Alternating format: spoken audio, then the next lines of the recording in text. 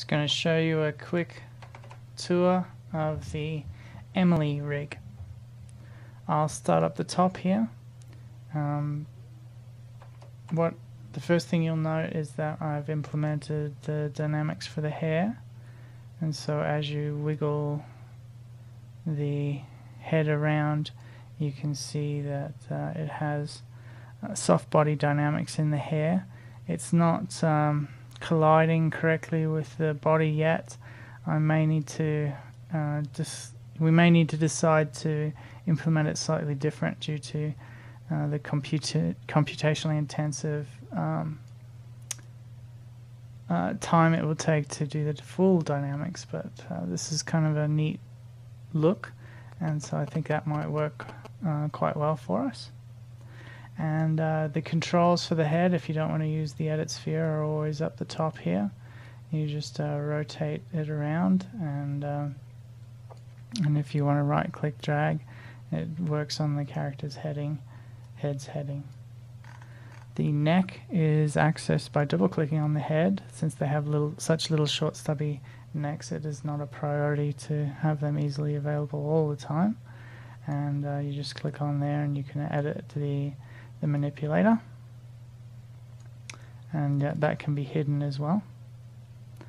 Moving on to the chest, you have the more traditional forward kinematics easy spine controls, which is the pitch, and then you got the rock back and forth like this, and then you can also twist the character all the way along through the spine like that.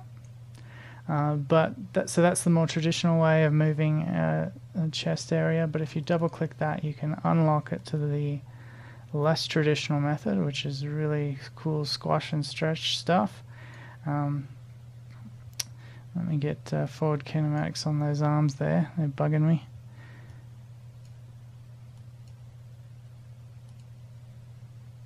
Pull that slider up and pin that as well.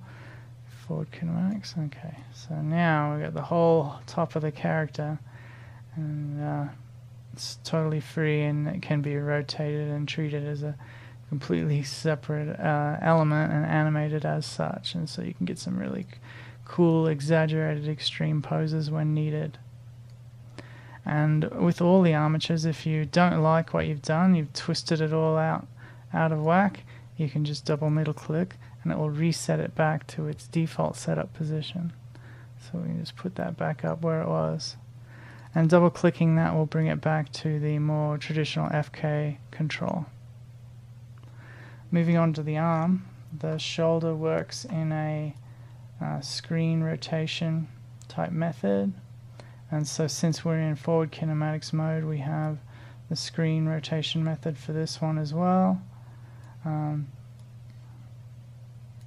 And we also have the ability to bend the forearm. That only works on pitch as it does on real arms, but you can right click the forearm and have that work through the whole arm like that. Switching back over to inverse kinematics, we have the IK goal control there. We also have the elbow control. This is the one option for the elbow control, and it solves most of your problems, but sometimes there are situations where you've got your hands on your head, for instance, where that doesn't always work, and so you have another elbow option, and when you use this slider to slide it all the way, you have this one, and that is this is what Maya animators like, and it solves a lot of different problems, and so you have the two options between the two elbow controls. For hand, you have the regular control like this, but then you also have the option of locking the hand to the IK goal, and what that will do is allow you to get the character to place their hand like on a table or something like that, and so when we manipulate these other things, it won't move the hand itself. So let me just make that work a bit better. Yeah, so now we move that, the hand won't move, and all the other adjustments, the hand won't move at all. So that's good for placing your hand on the table or on monkey bars or something like that. So we can unlock the hand and it will work with this manipulator. Okay, let's put that back up here and move on to the fingers. The fingers work by double clicking the wrist here. You have access to all of these little dots. Each dot represents each finger, obviously. The main finger controls are just that they can bend back like this.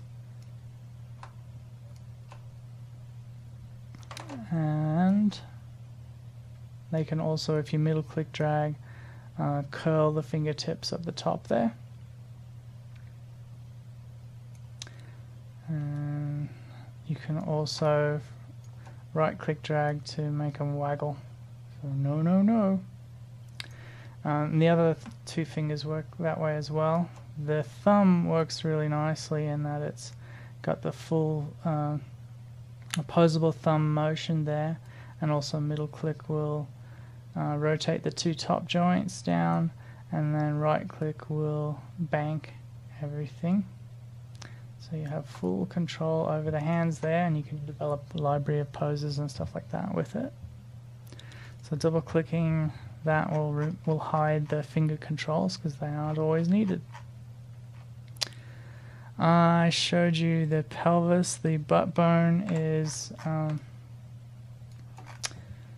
well, I don't know if I showed you the pelvis. So you see, double click that and you also can unlock the pelvis there, and you can get some really fun, awesome motions without surfing type motions without it affecting the pelvis area. And double middle click will reset that to its setup position as well. And double left click will move it to the traditional center of gravity type control. You have the butt bone here. The butt bone is good for doing wiggle back and forth. Can do a twist type thing, and you have all the axes available on the butt bone. Moving on to the foot, we have the traditional foot where we can move it around, and it can also, depending on what mouse button you click and drag, you can have it twist back and forth like this, and also rock back on its heel. And middle mouse click will reset that. The main ball manipulator, if you click and drag that, it will accomplishes two things. Rock the foot back on its heel, and then also push it up on the ball of the foot. So one armature motion accomplishes both those things. But it also does the toe up by middle mouse clicking, dragging, and also let's see, yeah, I've kind of forgotten what it does. Oh, there we go. I know what that does. This is the ball squash. So you can put it right up on the ball of the foot, and then you can squash bugs like that.